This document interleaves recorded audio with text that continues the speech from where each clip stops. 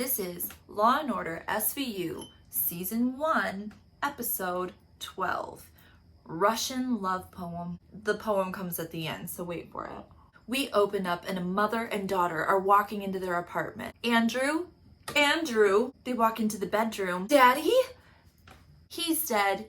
And he's wearing a whole lot of leather. We cut to Benson and Stabler at the scene. The victim's name is Andrew Harlan. Benson is talking to the wife, who could not be more irritated at her dead husband, and she confirms that it was just her and her daughter coming home from visiting their son. Stabler finds a little bit more information when he's talking to the daughter. Mommy is such a bitch. Daddy wanted a divorce, but she wouldn't let him. Benson asks the wife, did anybody want to hurt him? Take your pick. Hands her a photo album that's just full of half-naked dudes. So your husband was gay. What's more than bisexual? Compulsively orgasmic? Poly something that means having sex with a plant? And then Olivia says, is there a reason somebody sodomized him with a banana? Oh, a banana you say? She says, he was allergic. He always broke out in hives. We're at the precinct and everybody else is like me. What, a banana?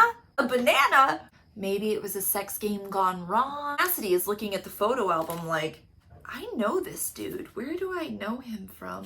Benson's wondering, why did she stay with him if she knew that he was sleeping around? Cragen's not convinced the wife didn't do it. Jeffries figures out the reason that she's in such a good mood that he's dead. She and her 2 kids are gonna split the assets left behind, which are around $100 million. That's about $99 million more than I would need to also stick around. Okay, let's split up and we're gonna talk to the family and we're gonna talk to the lovers. Munch and Cassidy are at the apartment of Bulldozer, which is his legal name. Mr. Dozer, how did you know the victim? This is also the dude that Cassidy thinks he knows from school or something. Oh, you must know me from my commercial. Yeah, he does a commercial for Banana Spot.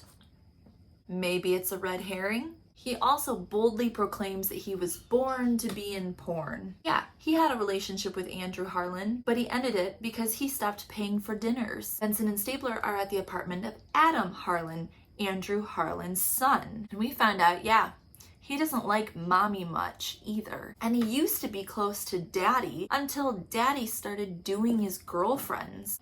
Once he touched them, I dumped him. Well, yeah, gross. Who was the most recent?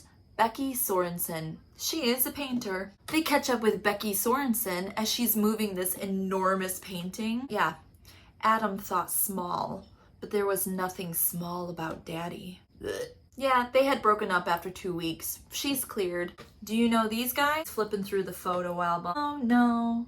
Oh, I know this guy. Charlie Bow. And Charlie Bow has a boat. Let's go check up on Charlie Bow. Charlie Bow says, nuh-uh. No, I'm straight. I have a wife and kids. And when they press him, he says, okay, fine, but I did it for the money. He turns to leave, so Stabler yells after him, how often you 2 fellas tie each other up?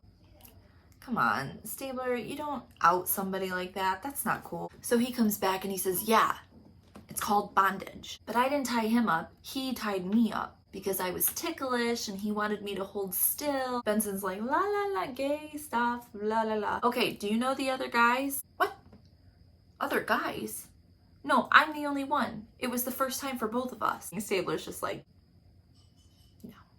We're back at the precinct after checking out all the lovers. There's no motives, no bad breakups, nothing. Cassidy's like, geez, for 50, this guy could still fuck. And Cragen's like, hello? But Munch is looking through the financial records. Huh, looks like this guy spent more on the women than the men. In fact, the victim spent over $40,000 on lingerie alone. And what's this? Fingerprints from the crime scene are back. They belong to Sonia Petrovich. She's here from Russia on a green card. Let's go talk to Sonia. They're at the Turkish baths where Sonia works, or worked. Benson and Stabler don't have to get naked, but they do have to take off their shoes and wear some flip-flops. Drat. They talk to an employee and find out, no, Sonia's been gone. A few weeks ago, she met Victor and went to work for him. He owns Ecstasy, the hottest spa in Manhattan. And he says that she acted like a whore. Oh, but he specifies, a whore in America is just a hooker, but a whore in Russia, oh, she is the top of the social ladder. but we could have a long conversation about that. And as they go further into the baths, they see this big, fat, naked dude with 2 young women pouring drinks into his mouth, a violinist, and 2 bodyguards standing on the other side. Oh, don't worry about him. He's a respectable businessman, even though he smells like the Russian mob. We still have to find Sonia. Let's go to the place where she works now, right? Ecstasy Spa. Benson and Stabler show up. This bitch doesn't work here anymore either. She works for a guy named Yuri. Sonia got the job because she started dating the owner. Okay, we finally get to Moscow restaurant, and this blonde chick is up singing. That is Sonia. We found her. All right, Sonia, let's talk. Do you know Andrew Harlan? Because he was found strangled in a black leather harness and your fingerprint was next to the body. She says, no, I just cleaned his house. I was just filling in for their other housekeeper. Her name is Katya. She's on vacation. And then I was here at the club singing during the time of the murder. She claims that she doesn't know where Katya is. They say, you know what, bitch? You have 24 hours to tell us where she is, or we're arresting you. We're back at the precinct. Everybody else is cracking jokes, and Benson's kind of sticking up for them. Their bodies are their assets. But what's this? Oh shit. Jeffries just got off the phone with the housekeeper. She's not on vacation. She is not Russian. She doesn't work weekends, and her name's not Katya. So they bring Sonia in. Hey, you lied. And she waltzes around the room and says, you know, I'm actually kind of in love with my job, and my only loyalties are to my friends. Really, the only thing that they get out of her at this time is that Katya lives with her boyfriend and she lives with her aunt. The victim's daughter is here to talk to Elliot. So Stabler sits down with her. Did your mom know about the affairs? Yeah, and she didn't mind when it was with men. But once he fell for Katya, they fought all the time. And then she pulls out this huge manila envelope. Daddy kept all of his private stuff locked in a drawer. I knew where the key was, and when Mommy was out, I unlocked the drawer. It looks like a bunch of legal papers. Oh, it was a bunch of legal papers, because guess what? The Vic, Andrew Harlan, was suing Katya for a lot of money. How much? $2 million. That was the estimated amount of gifts that he had given her during their 5-month relationship. The paperwork said that he broke it off after he found her cheating on him in the apartment that he was paying for. But the morning after he was killed, the lawsuit was dropped. By who? The wife. What? Are they working together? Okay, wife, Christine Harlan. What the fuck? Why didn't you tell us about Katya? Because it sure looks like that you're covering for her. I was covering my embarrassment. What if your husband fell for a Russian whore? Okay, what about that apartment? The $10,000 a month apartment he was paying for? Check with my lawyer. They have the address. Meanwhile, Cragen gets a call from a distraught Russian woman. Transfers the call to Munch, who speaks a little bit of Russian. Da. That was Sonia Petrovich. We gotta get to her apartment. Munch and Cassidy are at her apartment walking up the stairs, and there is a little babushka cleaning the floors. What is she cleaning? Bloody footprints. They draw their guns and follow the footprints to Sonia's apartment door. Kick open the door.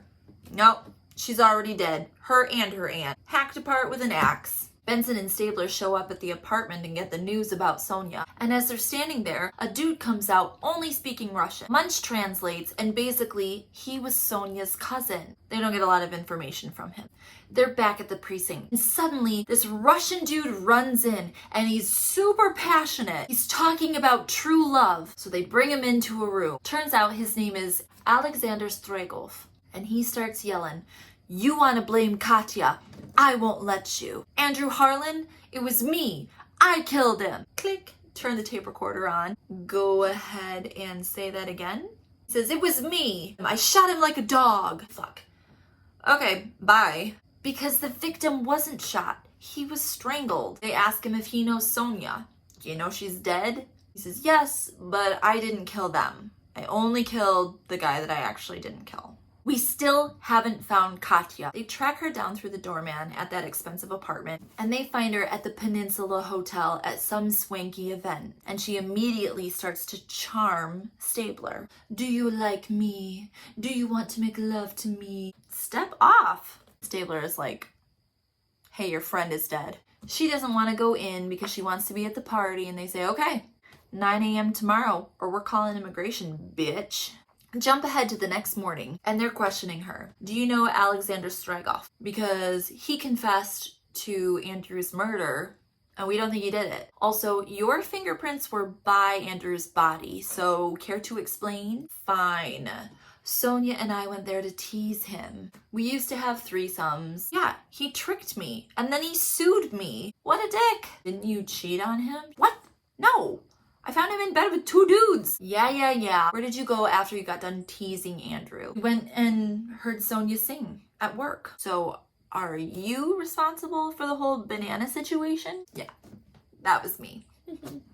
She leaves. Cragen is like, what the fuck is happening? Spas, rich boyfriends, bananas? Go back to the cabaret and talk to Yuri, the owner. They also have this scene with the Russian mob guy. Jump ahead to Munch and Cassidy, and they're on the boardwalk still trying to figure shit out. And Sonia's cousin, one that didn't speak English, he's there. And he's shit-faced. And suddenly, he speaks English. When I'm drunk, I speak every language. And he's like that one guy at the party that should have left 2 hours ago. But they do find out that he heard Sonia get murdered. He heard Alexander and Sonia having sex and then screaming. We're back with Katya in the interrogation room. Okay, Katya, we're pretty sure that Alexander killed Sonia. We think he might have killed Andrew too. Did you know Alex and Katya were sleeping together? She can sleep with whoever she wants. Are you sleeping with Alex? Not anymore. Stabler's getting pulled in a little bit. And Benson's like, fuck no. Kicks him out, takes things into her own hands.